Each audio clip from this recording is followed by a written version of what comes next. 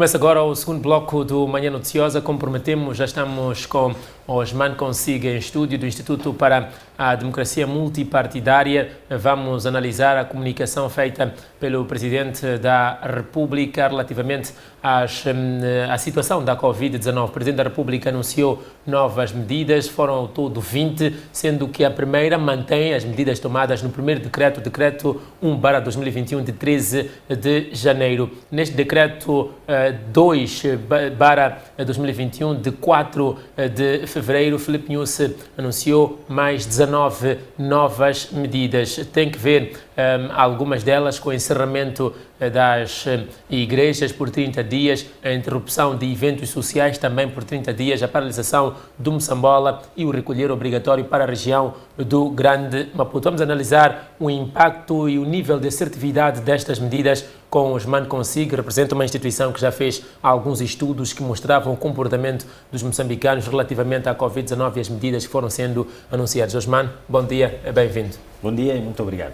Osman Consiga, vamos olhar primeiro para o nível geral destas medidas, o aperto. Como é que olha, tendo em conta o nível de evolução da pandemia neste mês de janeiro? Só em janeiro tivemos 20 mil novas infecções, o que é superior ao que ocorreu de março a 31 de dezembro de 2020. Bem, obrigado mais uma vez pelo convite e para refletirmos conjuntamente em relação às novas medidas, o contexto. Vale a pena referir que, de um modo geral, fiquei satisfeito, com uma boa impressão em relação à comunicação do Presidente da República. Foi uma comunicação bastante didática, com uma linguagem muito acessível, né, que abarcava quase todos os estratos sociais.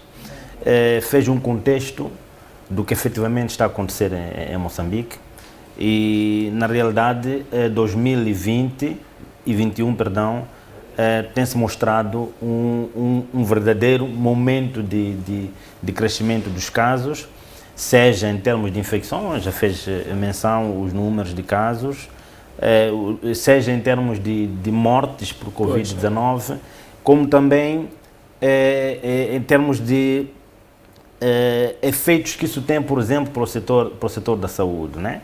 Temos vários pessoal da saúde a ficar infectado, alguns deles até a perderem a vida. A Covid-19 atinge um setor de saúde já debilitado, com profissionais de saúde também com algum cansaço. Exatamente. Então, já começa-se a caminhar para o que estava-se a temer, que é um eventual colapso do Sistema Nacional de Saúde, e havia necessariamente que se tomar medidas que eu acho que algumas delas são bastante acertadas e não são novas medidas, tal como disse, que a primeira medida é a manutenção das medidas anteriores estabelecidas no dia 13 e também introduzir medidas adicionais, cujas medidas adicionais são medidas com as quais já estamos habituados, já vivemos estas medidas, por exemplo, o encerramento das igrejas, o encerramento do Moçambola. Durante 2 estados de emergência, um dos quais vigorou durante 4 meses. E vale a pena referir que, quando foram aplicadas estas medidas, que hoje estamos a chamar de medidas adicionais, houve um efeito positivo em termos de controle da pandemia. Acredito que isso pode ter sido um elemento que estimulou o Presidente da República ou a Comissão Científica a refletir se essas medidas, no passado, deram certo, provavelmente nos próximos 30 dias também podem ter resultados satisfatórios. Agora, tem uma medida adicional, que é uma medida totalmente nova, que é a medida ligada ao recolher obrigatório. Esta, para mim, é que é uma medida bastante nova. Podemos refletir ainda em torno da eficácia ou não. Vale a pena dizer que pode ser uma medida que vai estimular-nos a refletir melhor em termos de consciência em relação à circulação noturna, mas penso que pode-se refletir um pouco mais. Eu, pessoalmente, fiquei com a sensação de que não percebi qual é o impacto desejado com esta medida, uma vez que as medidas anteriormente estabelecidas, anunciadas, já limitavam a circulação noturna, não é? os estabelecimentos comerciais fechavam As pessoas vão para certos sítios e se não podem ir a esses sítios, então a circulação fica... De alguma forma já ficava limitada a circulação. Porém, esta decisão eu penso que esta decisão tem o mérito de começarmos a ter decisões localizadas para cenários ou províncias com alto nível de impacto. Já começamos a pensar em medidas para determinados locais. Como acontece em outros países. Por esta perspectiva, eu penso que tem mérito esta medida em relação ao Grande Maputo, porém, penso que ainda podemos refletir mais em torno dos eventuais impactos que isso possa ter. Aliás, eu penso que até poderá ter alguns impactos, espero que não se concretizem, alguns impactos algo indesejáveis. Por exemplo, nós conhecemos as fragilidades do nosso sistema de transporte, não é? Se as pessoas terminam as suas atividades às 20, algumas terminam às 19, já pode imaginar o que é que vai acontecer em relação aos transportes públicos, né? Há de haver um nível de aglomeração das pessoas, porque depois das 21 ninguém pode estar a circular. É bem verdade que há aquela prerrogativa de que, tratando-se de atividades imprescindíveis, não é? No interesse público, serão admitidos. Mas isto pode criar também alguma, espero que não ocorra, alguma atuação um pouco intransigente por parte dos órgãos de segurança, não é? Da polícia, que é preciso também termos alguma... habituaram a fazer uso da força e pouco uso da vertente didática. Então, aqui também é preciso capitalizar este lado didático, por forma que também se compreenda que a situação não é tão linear, não é? O Grande Maputo, como se diz, é uma zona metropolitana muito grande. Há pessoas que trabalham, por exemplo, na Catembe, vivem no Intaca, não é? Então há um processo de... Mas pronto, penso que tem o mérito por trazermos medidas já localizadas. Na sua opinião, o que mais devia estar aqui para que o decreto ficasse mais claro com relação a este detalhe do recolher obrigatório? Bem, eu penso que eventualmente seja necessária uma clarificação, uma melhor clarificação. Acredito que no decreto poderá vir de forma mais explícita detalhes da atuação da polícia, por exemplo, em relação a estes casos, o que é que significa realmente o recolher obrigatório, em que condições se aplica o recolher obrigatório, de forma um pouco mais detalhada e visualizarmos o impacto que isso possa ter. Eu acho que é uma medida apenas adicional, porém as medidas, tal como eu disse anteriormente, as medidas que foram implementadas desde o dia 13 já ajudavam a reduzir. É bem verdade que existiam casos de convívios sociais, especialmente aos fins de semana, não é? Eu penso que aí podia-se reforçar a fiscalização. Mas pronto.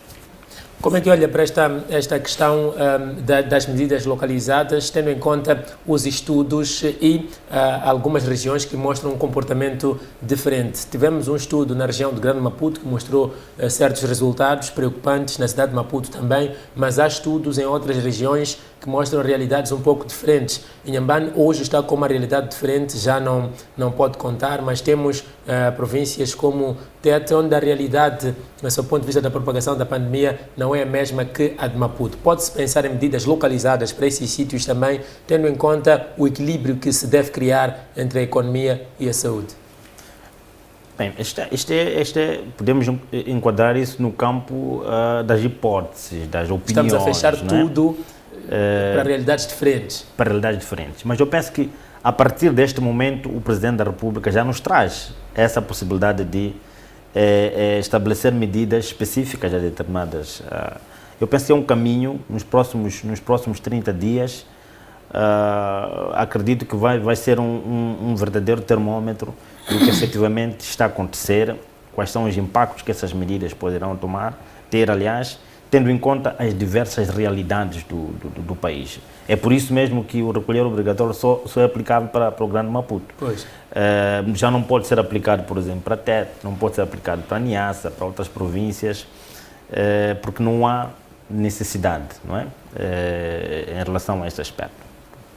Yeah. Pois, antes de seguirmos para outros detalhes, olhar para outras medidas ao detalhe, passa aqui alguma redundância.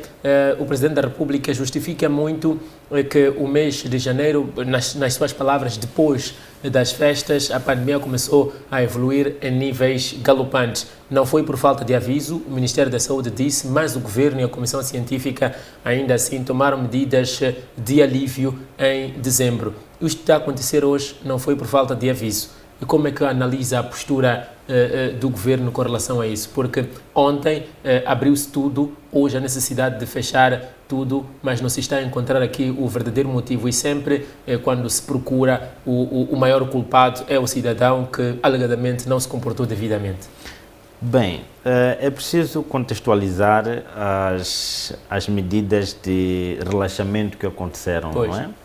Elas acontecem num contexto em que houve grandes avanços em termos de contenção da propagação. O país já esteve a viver momentos de medidas de limitação. Houve grandes avanços e não se podia ficar eternamente naquelas medidas, não é? Percebeu-se que havia espaço para algum relaxamento. Mesmo conhecendo a agitação dos moçambicanos quando chegam às festas de dezembro. Mas é preciso perceber a questão da propagação da doença, não muito vinculada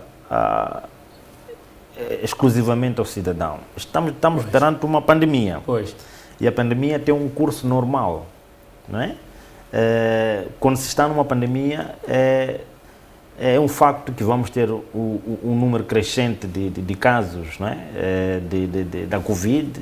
Vamos ter, infelizmente, casos de mortes, não é? Mas é preciso perceber isto como um ciclo normal da pandemia. Agora, há fatores que podem estimular o crescimento dos casos. Pode ter sido, por exemplo, a tal euforia do final do ano, não é? Algum contacto que se teve com a realidade sul-africana, por exemplo, por causa do Grande Maputo, não é? A variante sul-africana, nós tivemos as fronteiras abertas, tivemos vários sul-africanos a entrar em Moçambique, houve a tal famosa euforia do final do ano, mas é preciso também contextualizar que este aumento dos casos não está a acontecer apenas em Moçambique. Este é um aumento que faz parte do ciclo normal, não é? Há países, inclusive aqui ao lado de nós, que o número de propagação foi grande. Há países, inclusive, com um sistema de lockdown, os números não estão a parar. Então, não seria exceção, para o caso de Moçambique, a redução dos casos num contexto em que estamos perante uma nova variante, não é? Com um nível de propagação relativamente mais elevado. Então, também é preciso perceber as dinâmicas não só na perspectiva comportamental. Se prestar atenção, nós temos até pessoas que foram cumprindo à risca as medidas, mas acabaram se afetando. Então é um curso normal. E para o caso de Moçambique, acredito que estamos, felizmente, comparando com outras realidades, não é? Portugal, por exemplo, está com acima de 200 mortes por dia, não é? Nós estamos a caminhar com algum controle. Para mim, o risco que nós temos é um eventual colapso do Sistema Nacional de Saúde, porque estamos com problemas, por exemplo, de camas nos hospitais. E já surge algum oportunismo, se assim quisermos dizer, por parte das clínicas, estão a cobrar 650 mil meticais para internamento. Então, aí está em que nós temos agora a possibilidade de verificar o investimento que o Estado deve ou está a fazer para alargar a capacidade de internamento. Eu penso que agora temos que começar a olhar, porque os números não vão parar, não é? Não vão parar com as mãos, não é? É preciso que também haja um backup em termos de capacidade do Estado, em termos de providenciar, primeiro, assistência ao pessoal de saúde que estão na linha de frente. É preciso que este pessoal tenha equipamento suficiente, esteja devidamente saudável, em termos até de priorização no que diz respeito à eventual vacinação preventiva, não é? Mas também o investimento em infraestruturas, em alargamento dos hospitais, o número de camas, porque os números não vão diminuir, não é? Pelo menos nos próximos tempos. Temos os 30 dias para verificar que tipo de impacto. O Ministério da Saúde diz que pelo menos nos próximos 2 meses continuaremos a registrar números um pouco incômodos, tendo em conta o histórico do ano passado. Há aqui algumas medidas que estão a ser tomadas nesse âmbito que aqui citava com relação à extensão de infraestruturas. Recentemente criou-se mais um centro de internamento no Hospital de Mavalane, criou-se, não está em processo de criação. Há algumas enfermarias que estão a ser alteradas para servirem de centros de internamento para pacientes Covid. São 300 camas que vão ficar disponíveis, mas nós estamos a ter uma média diária de 50, 60 internados. Como é que analisa isso? É um desafio muito grande. E veja só, há uma intervenção de um quadro sénior do Ministério da Saúde que referiu, por exemplo, que cerca de 68%, se mora numa traiçoa, das pessoas que são internadas vêm em estado crítico, não é? O que obriga a que eles permaneçam no hospital no mínimo 10 dias, não é? Portanto, temos uma pessoa que vai ocupar uma cama no mínimo por 10 dias. Com uma média de 50, 60, são mais de 300, depois dos 10 dias já precisar da mesma cama. Isso vai demandar uma capacidade de construção, de alargamento bastante flexível e rápida, não é?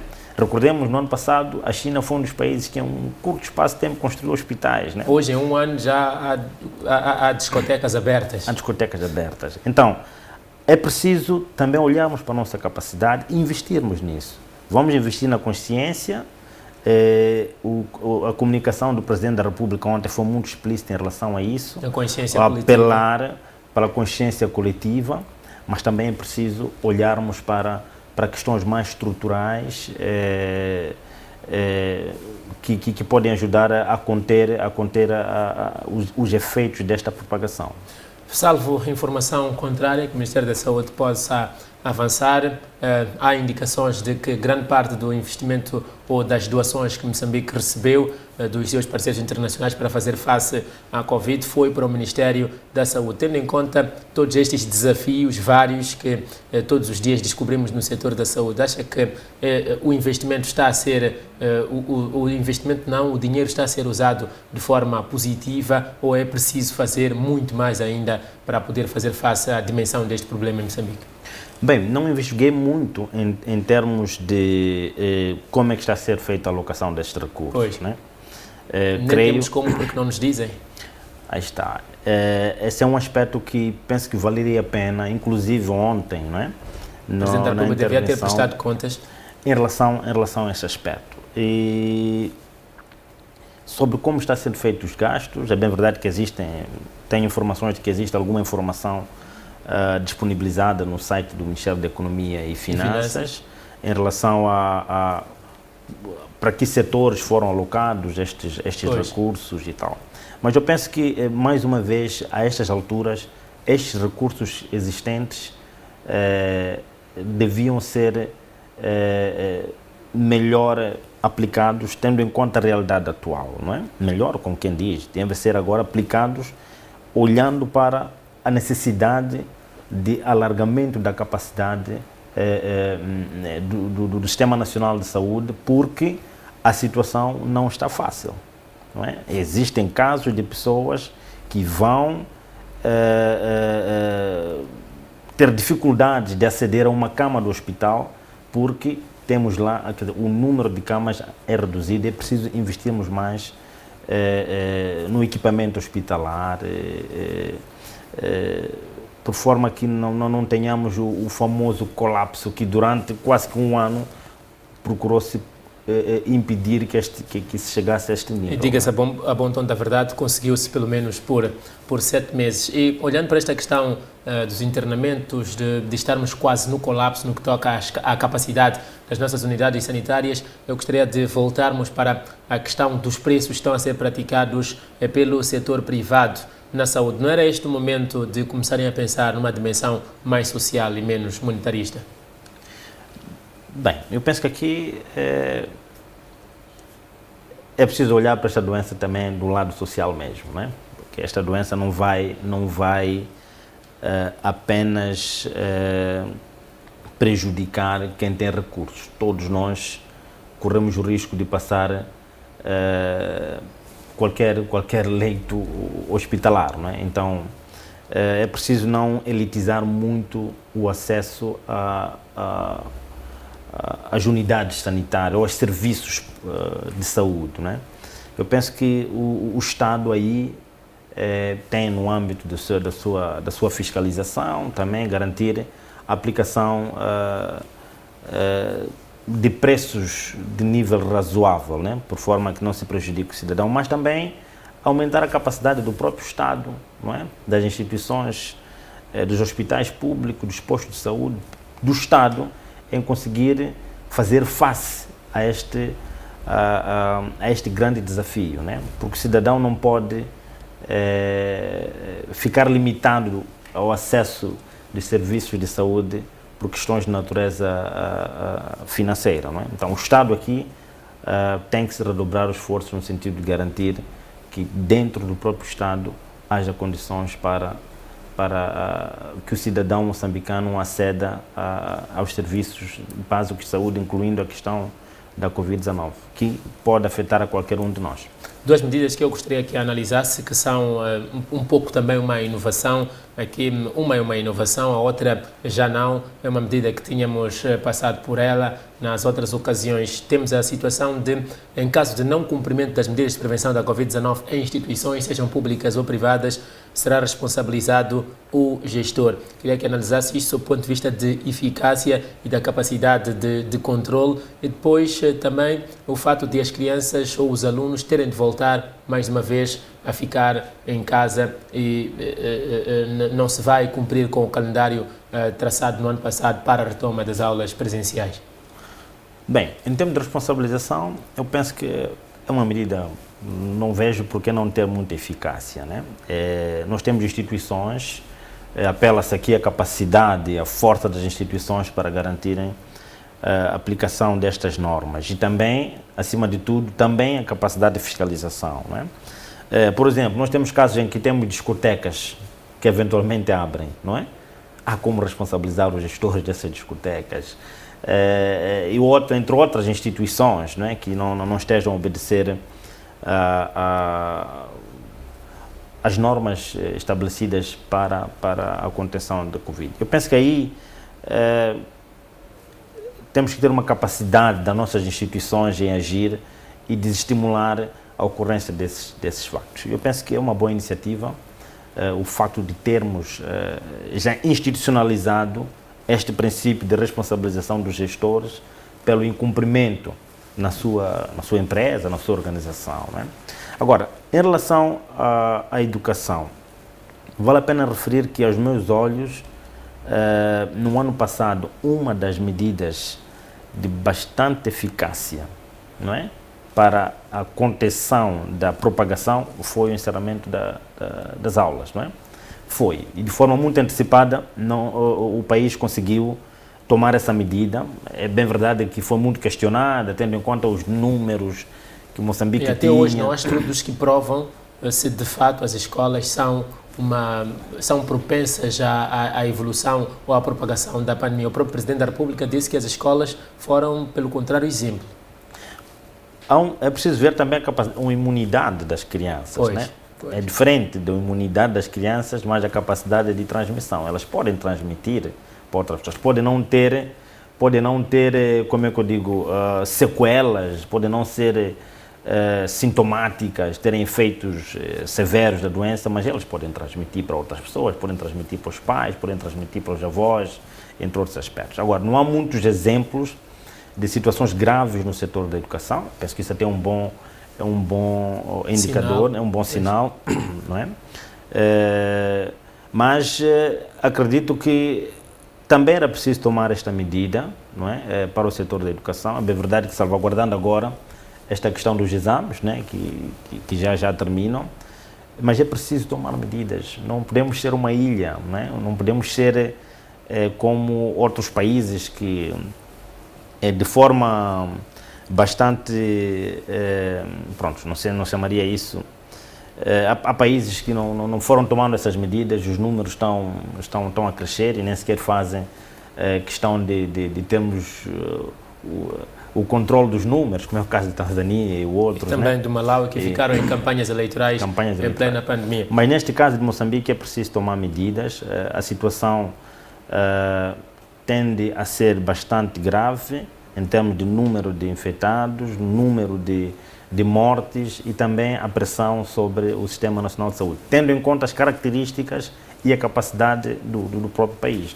Pois, vou usar aqui a minha cábula. Horário de funcionamento de estabelecimentos comerciais das 9 às 19, de segunda a sábado e no domingo das 9 às 16. Aqui, o Presidente da República pensou na manutenção do equilíbrio sob o ponto de vista de economia e saúde, ou nem por isso, tendo em conta que outros setores vão permanecer como estão fechados, e com isso não quero dizer que não seja necessário. Não, eu penso que aqui, para o caso de Moçambique, desde sempre houve sempre essa perspectiva de, e já foi referido, criar esse equilíbrio entre a saúde pública e a economia, né? E eu penso que estas medidas permanecem para mim bastante ajustadas a esse princípio do equilíbrio, né? É preciso deixar que a economia funcione, mas vamos controlar os horários, né? Nesse sentido, né? Eu penso que aí o Presidente tem um mérito nesse aspecto penso que é uma medida bastante ajustada, não contraria muito o que era a medida anterior. Pois.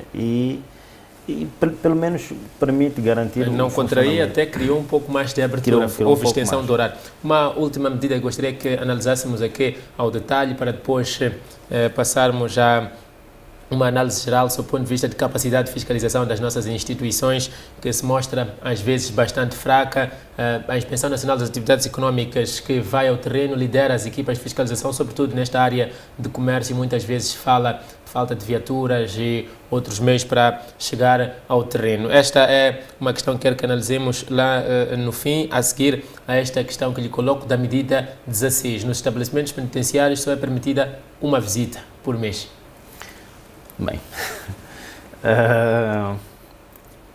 pronto, é uma medida que eu penso que visa evitar um contágio, uma propagação de níveis descontrolados a nível das instituições penitenciárias. Um caso numa cela pode se transformar em 12.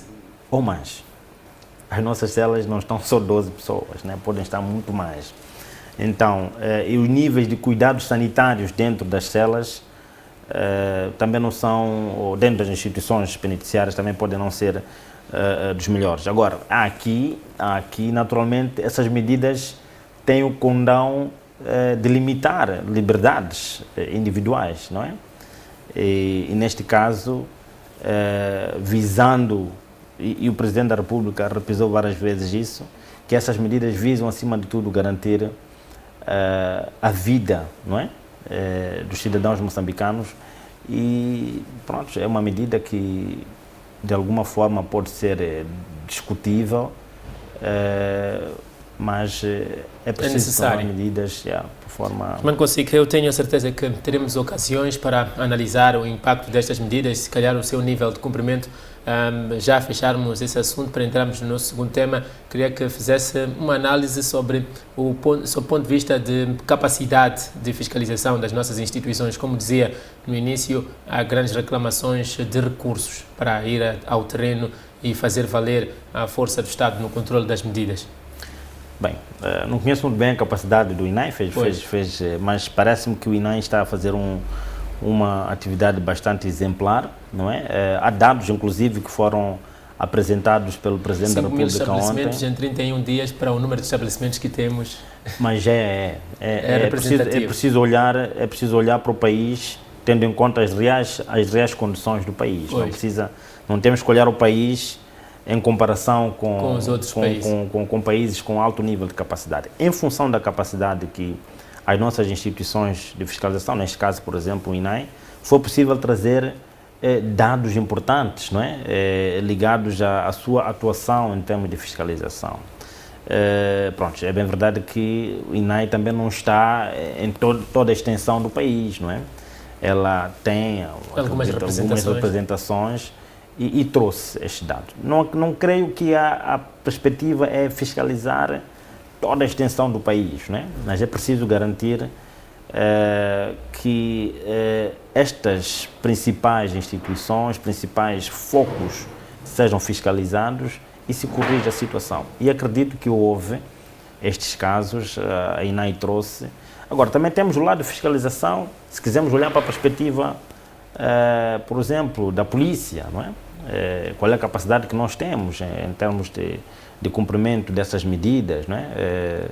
Pode-se problematizar um pouco mais isso. Capacidade não só material, como também de advocacia. De advocacia, do exercício de uma fiscalização pedagógica também, não é? Penso que aqui também é importante a adoção destes critérios. Mas, de forma geral, acredito que estas medidas eu apelo até que as instituições de fiscalização usem, para além do seu lado punitivo, mas também uma perspectiva mais de consciencialização do cidadão para um cumprimento mais saudável em termos de medidas para prevenção da propagação da Covid. Mas, mano, vamos virar a página, vamos ao encontro do nosso segundo tema. Moçambique perdeu 2 pontos no índice de democracia do The Economist Intelligence Unit. Há vários motivos que são apresentados, como o não esclarecimento do caso das dívidas ocultas, da coartação de algumas liberdades fundamentais e também os conflitos eleitorais. A pergunta que eu faço depois da publicação deste estudo, nota-se que Moçambique está há 3 anos a regredir. Vê vontade e capacidade nas nossas instituições de mudar o cenário, porque este é um problema, pelos motivos que estão apresentados, muito de instituições que devem combater a corrupção, devem responsabilizar aqueles que cometem alguns crimes, sobretudo aqueles que estão bem posicionados no Estado. Tem que ver com a Comissão Nacional de Eleições, fala-se de eleições também. Então vê aqui vontade e capacidade das nossas instituições de mudar o cenário. Bem, é preciso primeiro sabermos o que é isso desta avaliação, né? É uma avaliação, sim, que é feita num universo de cerca de 167 países e temos países com plena democracia, por exemplo, no caso da Noruega, e temos lá naquele top 23 um país africano, que é a Maurícia, mas também temos países com outro tipo de categorização e a pior categoria, né, uma categoria mais baixa, que é a categoria dos países autoritários no qual Moçambique faz parte. E tendencialmente, tal como referiu, Moçambique tem estado a regredir nestes critérios ou estes indicadores, que são fundamentalmente indicadores como a questão das eleições, o pluralismo político, o funcionamento do governo, liberdades civis, participação política, enfim. São critérios onde Moçambique não conseguiu, na sua maioria, superar os 5 pontos. Sim, não conseguiu superar os 5 pontos. De 10 possíveis. 10 possíveis, né? Isso traz consigo desafios ligados à qualidade da nossa democracia. Mostra claramente que, apesar de 30 anos de democracia em Moçambique, ainda persistem desafios ligados à qualidade dessa nossa democracia, né? E aqui fez bem menção à questão das instituições. É importante que tenhamos instituições fortes, para que tenhamos uma democracia em ascensão, em transição, né? É importante que tenhamos uma Comissão Nacional de Eleições forte, tenhamos o judiciário forte, não é? Partidos políticos fortes, programáticos, não é?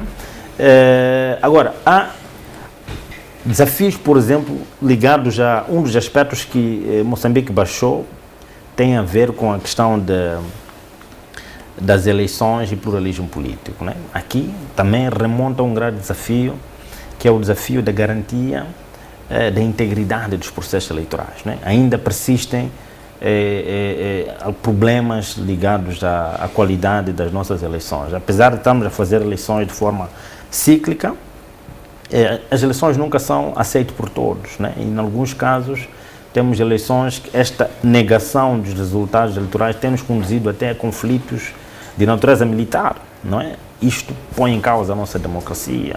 Temos questões ligadas, por exemplo, à inclusão, não é? A inclusão, seja das mulheres, dos jovens e outros grupos marginalizados neste processo, e pluralismo político também, que de alguma forma começam a minar um pouco a qualidade da nossa democracia. Por exemplo, a questão da paz, não é? Paz é a condição sine qua non para o exercício da democracia, não é? Enquanto tivermos a prevalência de algumas situações que inibem a circulação, por exemplo, a situação de Cabo Delgado, a situação da Zona Centro, isto também põe em causa a nossa democracia. Então, há sim um espectro, uma realidade que ao longo dos anos, não é, tem mostrado alguma tendência para crescermos em termos de ranking da nossa democracia, né? E é aí onde se desafia as instituições a garantirem a sua real força, né? Para termos isso. Indo à questão que me fazia, se existia vontade. Percebe-se alguma vontade na perspectiva legislativa e tal, mas não basta que tenhamos legislação, é importante que tenhamos instituições fortes e vontade política para garantir esta evolução. Há situações, por exemplo, foi muito marcante neste relatório da Economist Intelligence, em que mostra, por exemplo, um dos grandes aspectos na atuação dos governos, em quase todos os países, tem a ver com a situação da Covid-19. Como é que os governos atuaram em termos de gestão da Covid-19, em termos de transparência. Não passamos dos dois pontos. Exatamente. Como em termos de transparência, não é?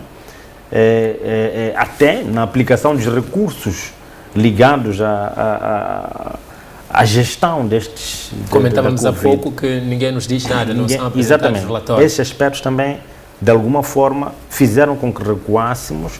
Temos a questão da limitação das liberdades individuais, seja por via das medidas impostas, restritivas, né, que de alguma forma limitaram as liberdades dos cidadãos. Então, esses aspectos, e a questão do terrorismo também, não é?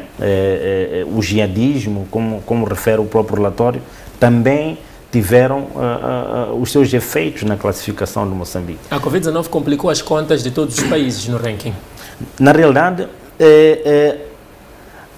quase 70% dos países tiveram uma regressão, né, muito motivados pelas restrições impostas pela Covid. Há países que tiveram verdadeiros lockdowns, tiveram verdadeiros motins, não é?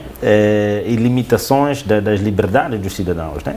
Países que outrora até tinham um nível de crescimento neste ranking muito bom, mas por causa da gestão da Covid, tiveram este tipo de regressão. Este pacote de descentralização que está em vigor no país e que vai culminar em 2024 com a eleição também de administradores, ajuda a melhorar o ranking nos próximos anos, ou é preciso que haja aquele problema de sempre que deve ser solução, transparência?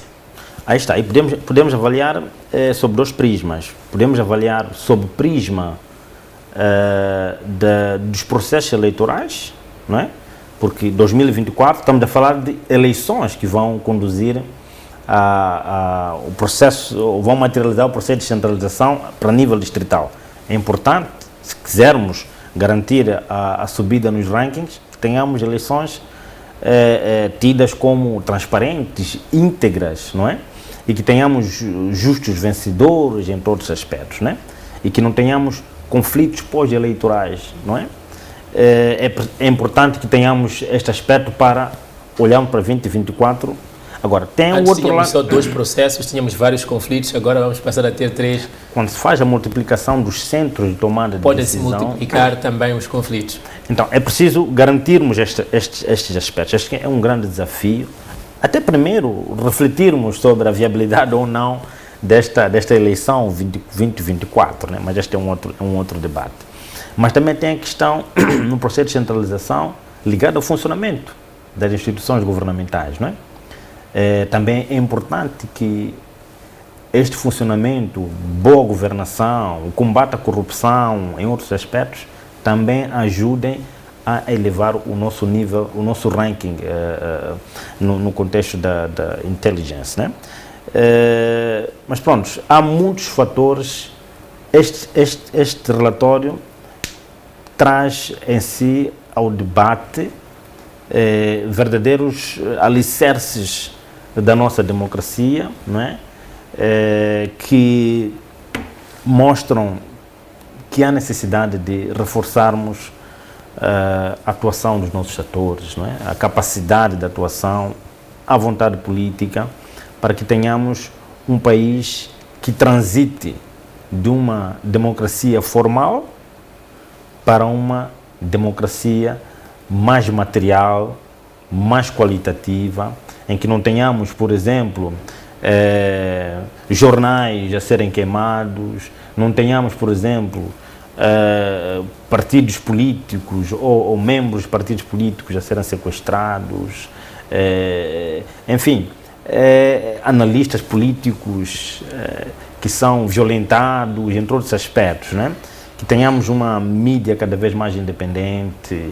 Enfim, há vários elementos que este relatório traz, não é? Que nos estimulam a refletirmos sobre que país nós queremos em termos democráticos e como transitar de uma democracia formal para uma democracia material. Osman Consique, muito obrigado pela sua presença aqui no Manhã Noticiosa. Obrigado.